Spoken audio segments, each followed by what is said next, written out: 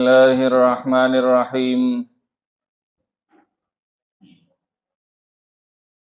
نن سبا زمونږ د عامو خلکو یو خبره ای چې یاره د دې کار دپاره مونږ سره وخت نشته، خصوصا چې کله د دینی کار خبره راشي، د نیکو اعمالو خبره راشي، نو مونږ وایو یاره اوزګار نه یو، کله اوزګار شو نو بیا به کوو. دا نو اوزګارېدل نیکو کارونو ته او د نیک کار له وخت نه میلاوېدل، د دې وجې او د دې اسباب هغه څه دي. یو عالم مفتی مبین الرحمن صاحب هغه دغه اسباب راجمع کړي دي، په هغې کې یو سبب هغه دا دی چې موږ سره د دین د کارونو او د آخرت د تیارۍ اهمیت نشته. که د دینی کار اهمیت په دې زړه کې پیدا شو او موږ سره دا سوچ پیدا شو چې یاره قیامت را روان دی او په قیامت کې ما سره حساب و کتاب دی، ما به الله تعالی تپوس کوي، ما نه به پوښتنه کوي چې تا تیارې کړی او څه اعمال دې کړي دي او که نه، زه به څه ښیم آخرت کې، زه به څه ویم چې ما څه کړي دي، ما سره د ښودو دپاره څه شته.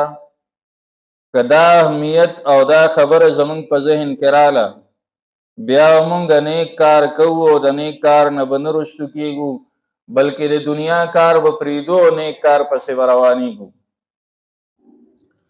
دویم سبب هغه دا دی چې د زندګۍ او د ژوند چې کم کارونه دي، کم مصروفیات دي، نو د هغې دپاره څه ترتیب نشته. بس چې کم یو کار مو په کم وخت باندې وکړو، بس چې سمون یې وخوړه کم ټیم، نو په هغه ټیم یې کوو. دا ترتیب نشته چې دا فلانی کار به په فلانی ټیم کوم، دا فلانی کار به په فلانی ټیم کوم، دا فلانی کار روټۍ به په فلانی ټیم خورم، خوب به په فلانی ټیم کوم. دا ترتیب نشته. دا هغه ترتیب د نه کېدو د وجې نه لږ کار باندې ډېر ټیم هغه ضایع شي او زندگی چې څومره مصروف کېدل پکار وي نو د هغې نه زیاته مصروفه پاتې شي.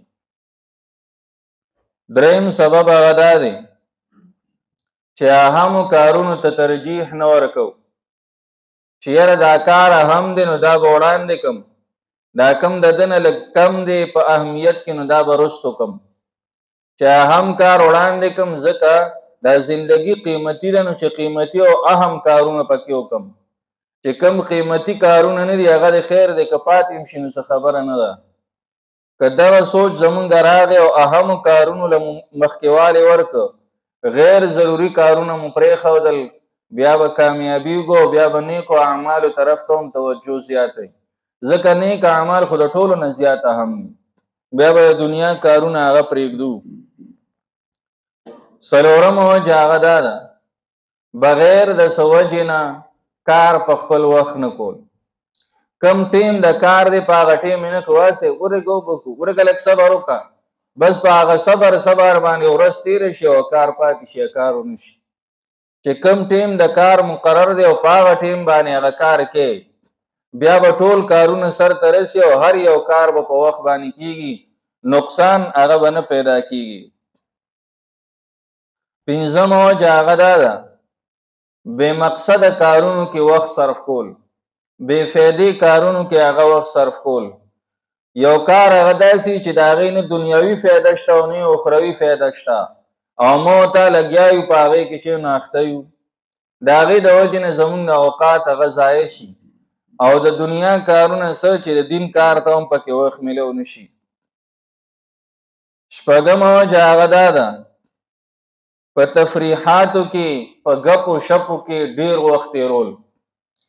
ګپ شپ د هغې د انسان ته ضرورت دی، ځکه دی تفریح غواړي. په یو کار کې چې دی اخته وي نو دی بیا تنګېږي، خامخا څه نه څه وخت هغه د ټوکې او د ګپ پکار وي. خو چې ټول وخت د ګپ له ورکړه او کار له لږ وخت ورکړه، د ګپ هغه وخت د کار له ورکړه، بیا کار نه کېږي. کار به هله کېږي چې ته دې ته وګورې چې زما مقصد څه دی، چې هغه مقصد وکړم، په منځ کې یو میټ نیم که چېرته ګپ مې ولګو، د تازګۍ دپاره نو خیر دی، هغه څه خبره نه ده. مونږ ګورو په دې لارو او په کوڅو کې دا خلک ولاړي فضول ګپې شپې، فضول په ګنټو ګنټو باندې به ولاړي. بلکې بیا لا روژه کې چې د ماښامي ټیم وي نو هغه د دعا د قبلېدو وخت دی، او هغه ماښامي ټیم کې یو بار چې نو ډلې ډلې خلک ولاړي ګپونه به لګوي. ماښام کې خو زه دې ځای نه ځم روژه ماتي له نو ما ته زه وینم نو ډلې ډلې به یو ځای بل ځای ولاړي ګپې به لګوي. نو چې اذان ټیم شي یا یو منټ پاتې یا اذان یې تر غوږو شي زر به کور ته منډه کړي.